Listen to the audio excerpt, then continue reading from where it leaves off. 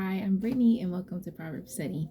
So today we are on Proverbs 5, verse 10 and 11. We're going to do them together. So Proverbs 5, 10, and 11 in the King James Version says,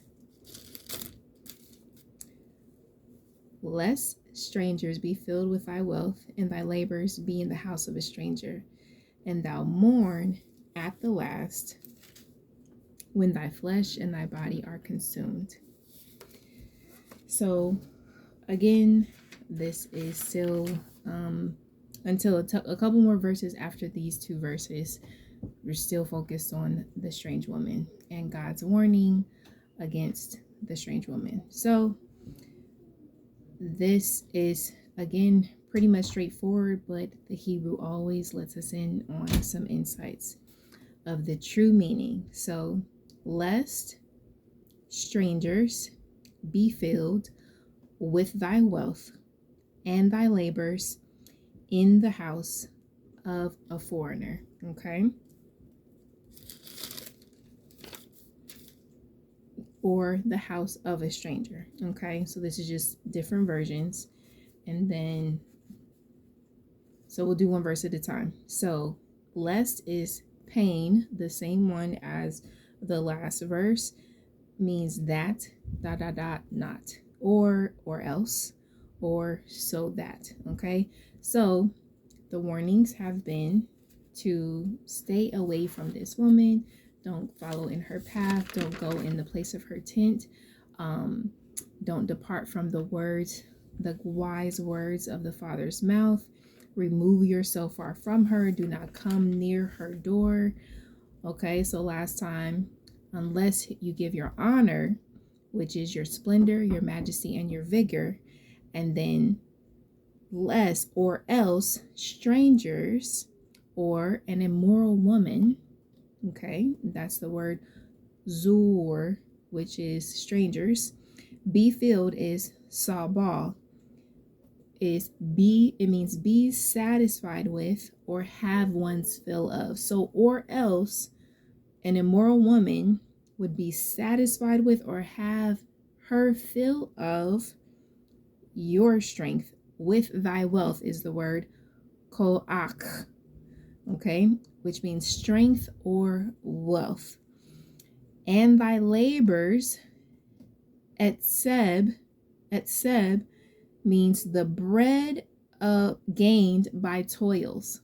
Okay, so etseb, bread gained by toil. So your hard work, your toiling, your laboring, somebody else is going to be satisfied with and have their fill of.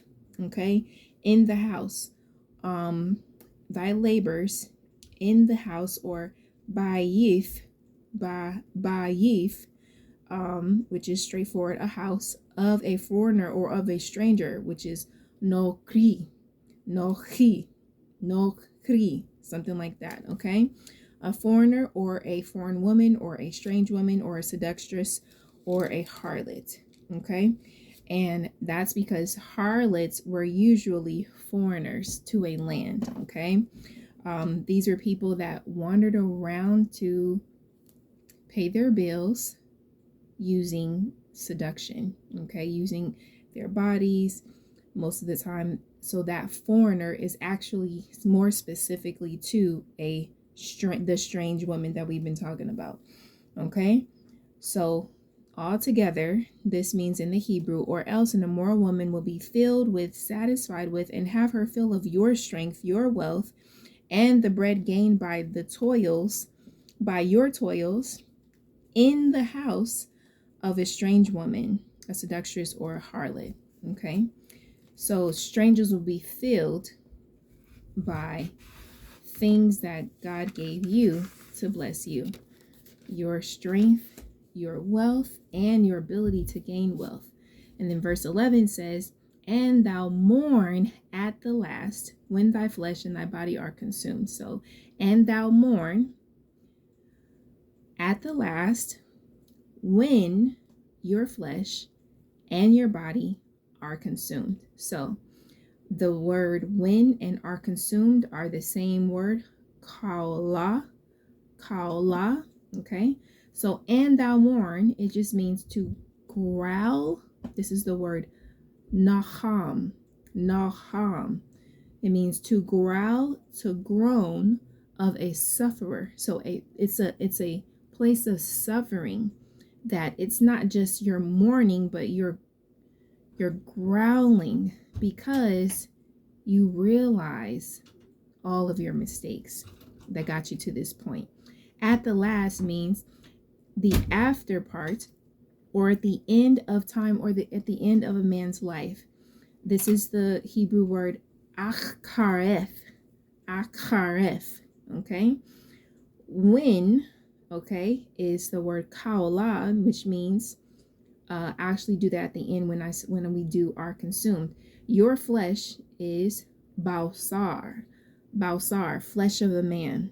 Okay, so your actual skin and your body. So it's interesting that it's your skin or your flesh and your body.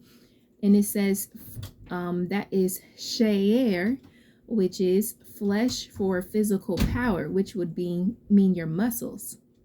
So not only did we learn in the past 3 verses that she's going to take away your physical strength, your manly strength, okay, by leading you into licentiousness or you throwing off sexual restraint, okay, but she's also after your wealth, which is your strength and your ability to get wealth, and now your actual skin and muscles. Okay, so this is just a deeper and a deeper and a deeper level of taking from you every part of your body that was created to give you strength, to give you health, to give you life, and the ability to get wealth. This seductress, this harlot, this strange woman is trying to pull that from you. So do you see how diabolical the devil is? How deeply he thinks about destruction, destroying every single part of our lives? This is why there's a warning. This is why it has to be a warning. This is why God loves us the way he does, enough to warn us, because the devil is so diabolical.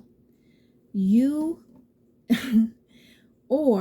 okay, you will groan or growl because of your suffering at the end of your life, that and your flesh or your skin and your muscles that you need for physical power will waste away and be exhausted. So that are consumed, that kaolah means waste away, be exhausted, and fail of vital strength, or failing of the physical strength that you need.